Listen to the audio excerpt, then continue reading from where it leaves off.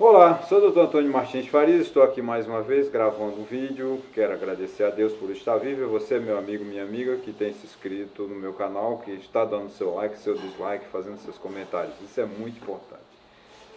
Bom, nós estamos aqui no Nordeste esperando a chuva. Em algumas regiões ela está difícil. Em São Paulo, Minas, Bahia, né, é chuva demais. Em São Paulo, né, essa semana, lá, principalmente numa cidade, acho que é Franco da Rocha, parece que 8 ou 12 pessoas já morreram, porque soterradas pelas grandes quantidades de chuva. Eu escrevi um artigo que foi publicado no dia 1, né, do 1º de fevereiro, terça-feira, exatamente sobre isso. Vamos parar com esse negócio de ver cidade todo ano sendo levado pelas enchentes. Né? Isso é um erro histórico do nosso país, né? Porque se a gente imagina, os portugueses chegaram aqui em 1500, ancoraram seus navios na praia lá da Bahia, encantaram-os com as índias peladas e os índios, né? Acharam que estavam no paraíso, mas fizeram uma missa, trocaram machados por cocais, né? Foice, né? Enfim, os índios trocaram presentes, né? E os índios foram muito receptivos aos portugueses. Os portugueses voltaram para Portugal, 30 anos depois retornam ao Brasil, né? E começa então o processo de povoamento. Portugal é um país desse tamanho, não tinha gente, né? A população de Portugal era muito reduzida, como ainda é hoje em relação ao Brasil. O Portugal resolve dividir o Brasil em 12, parece, 12 colônias, capitanias hereditárias. Ele distribui o Brasil, reparte o Brasil, que foi a primeira reforma agrária, né? O Brasil nasceu com a reforma agrária, só que duas capitanias prosperaram, só que foi a de Pernambuco, né? E que de Duarte Coelho e de São Vicente, em São Paulo, né? Que são as cidades de Santos e a cidade de Recife. O Brasil sempre, né, tentou morar, né, na zona, vamos dizer assim, costeira, na beira do mar. Né? As grandes cidades como São Paulo, Rio de Janeiro, Bahia, Recife, Natal, João Pessoa,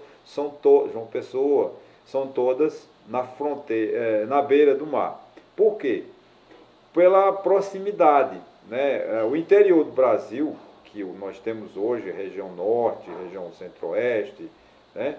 Ele só foi descoberto muito tempo depois. Tem o Tratado de Tordesilhas, que dividiu, a metade era espanhol, a metade portuguesa, e depois vem os bandeirantes, que são paulistas, que saíram, né, em grandes caravanas, em busca do ouro, em busca de metais preciosos, principalmente do ouro. Né?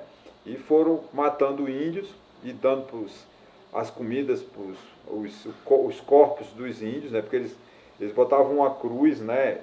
O índio não sabia o que era cruz, o que simbolizava. Aí o índio metia a flecha no bandeirante. Aí o bandeirante dizia, padre, eles desrespeitaram Jesus. Aí o padre dizia, mata. Né? Está no livro, não é minha culpa. Está no livro de Agripas Vasconcelos, Dona Beijo. Né? E mataram muitos índios que acabavam sendo comida dos cães, né? Que levavam para proteção. Mas nunca se preocuparam em fixar residências, né, no interior do Brasil. Nós vamos, depois, não sou especializado em história, mas tem as missões no Rio Grande do Sul, algumas cidades antigas como Manaus, São Luís, no Maranhão, que teve influência já dos jesuítas, né, da catequese, né, enfrentada pelos jesuítas, né, mas o Brasil sempre se concentrou nas grandes cidades de fronte para o mar. A questão da praia sempre foi uma coisa que encantou.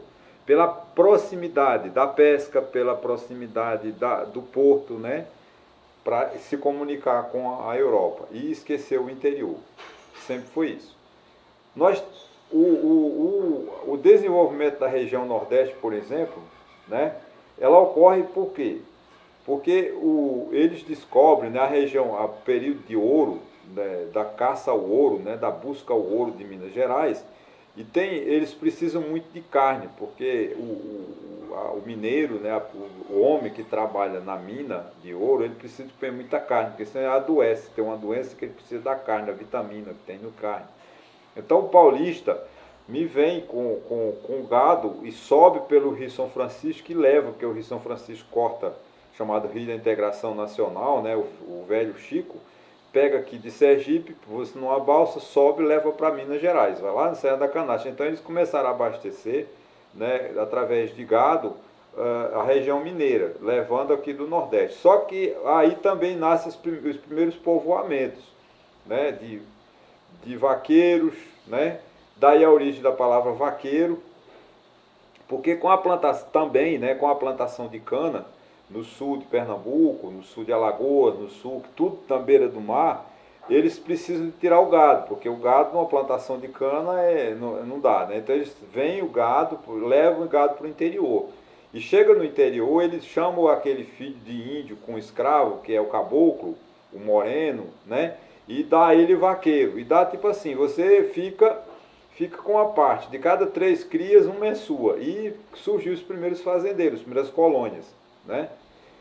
Quando o filho desse fazendeiro fica rico e que vai para estudar em Olinda, o pernambucano diz, não, filho do índio aqui, você não é branco, não estuda. Né? Também, muito interior do Nordeste foi consequência da perseguição de Marquês de Pombal, que até hoje não entendi por que a perseguição do Marquês de Pombal aos judeus. Então muita gente fugiu, muitas famílias judias fugiram dos capitais como Recife, né? Vamos falar de Recife porque João Pessoa e Natal são mais novas, né? Foge para o interior, né? E se chega no interior, assume uma posição católica, né? Explicitamente.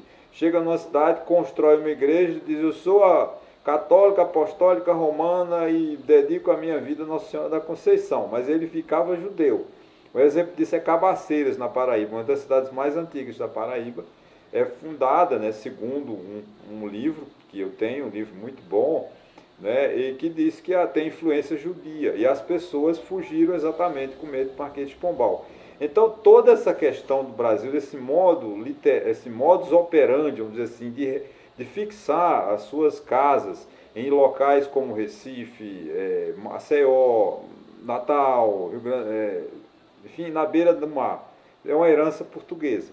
Só que com a exploração da terra, ela fica cada vez mais cara. E o pobre sobra o quê? Sobra o morro, como é o caso do Rio de Janeiro, com as grandes favelas. Porque a terra plana, zona sul, né, zona centro-oeste, que Barra, Jacarepaguá, o rico toma conta e o pobre sobra o morro. Então o Morro Dona Marta é um morro, né? Favela da Mangueira, outro morro. Então ao pobre, né, sobrou o morro. Né? Aí quando chove, desmorona tudo. Então as cidades, você anda muito em cidade de Pernambuco, por causa da usina de plantação de cana, são cidades mínimas, as ruas são bem estreitas. Por quê? Porque eles não querem avenidas grandes, porque tudo é para plantar cana, né? No final do dia a usina está queimando a cana, né? Moendo a cana, a tua casa está preta de fuligem, né? Isso é normal. Então o Brasil sempre valorizou o rico. A casa do pobre é a que é levada pela chuva. A casa do rico é bem protegida. Primeiro tem mais alicerce, tem mais fundação. E é feito em local que não alaga. E ao pobre sobra o baixo. Sobra o que quando a água vem e leva. Então todos os anos já é uma rotina no Brasil, né? A gente já espera. Quando eu vejo se aproximar dezembro, janeiro, eu sei que é época de chuva no Rio e São Paulo, eu começo a pensar qual é a próxima tragédia. Né? Por quê? Porque sempre faz assim, todo dezembro até março, chove, aí destrói a casa.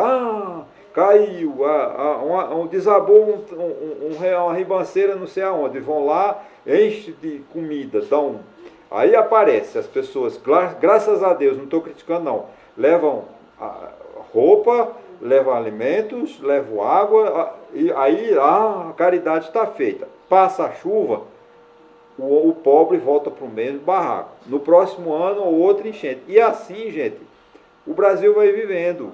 Porque o Brasil nunca se preocupou em construir uma casa, as cidades são mal gerenciadas, são má fé dos políticos. Você vê essas cidades de São Paulo, são cidades históricas, cidades antigas. Né? E a gente imagina, é uma questão política ou não. O PSDB governa o estado de São Paulo há quantos anos? Não era mais para ter, já era para ter trabalhado, melhorado essa cidade, mudar as cidades, mudar a base de construção, mas não se projeta.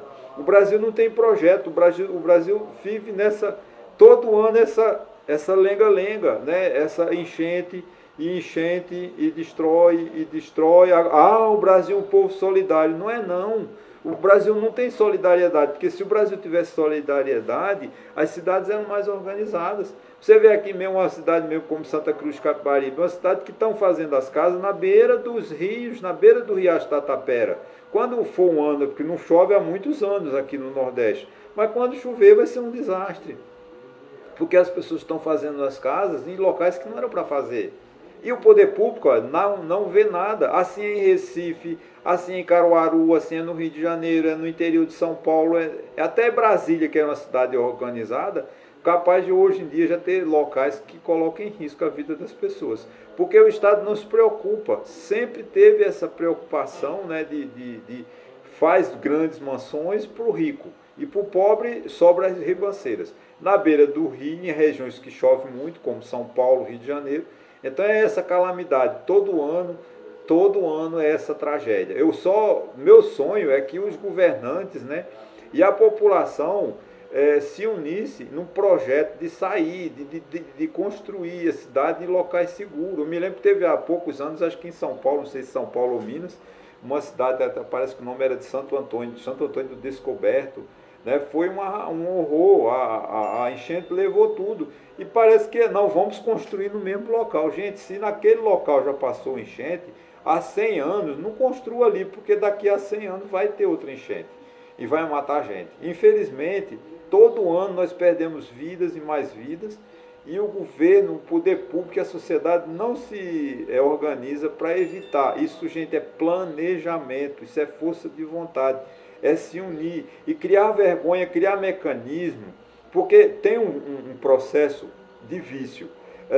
Pessoas que vivem especulação imobiliária de ganhar dinheiro, por isso são pessoas que se dizem pobres, eu entendo que são, de fato, mas não, ganham um lote no bairro X, na favela X, vende, né? Aí vai para outra invasão, aí vende, ganha outra casa. Tem pessoas que vivem disso. E é fácil de resolver, dá um CPF pelo cara e diz, seu fulano, o senhor tem CPF? Tenho. O senhor tem digital? Tem. Então tá bom, o senhor ganhou uma casa no ano de 2022, não ganhou porque, eu vendi. Não, então o senhor não tem direito, vai morar na rua, porque ele foi dado a chance. Mas não, se dá casa a privilegiados. Eu sei que o governo constrói casas, aqui em Santa Cruz de Capibaribe tem construção financiadas pela Caixa Econômica Federal, mas ela é distribuída para apadrinhados. As pessoas que realmente precisam de comprar uma casa pela Caixa Econômica Federal não compram, porque eles constroem, entregam aos vereadores, entregam aos políticos e eles distribuem para os amigos deles. Infelizmente esse é o Brasil do jeitinho, o Brasil da desorganização, o Brasil da política de má fé, da política da desonestidade.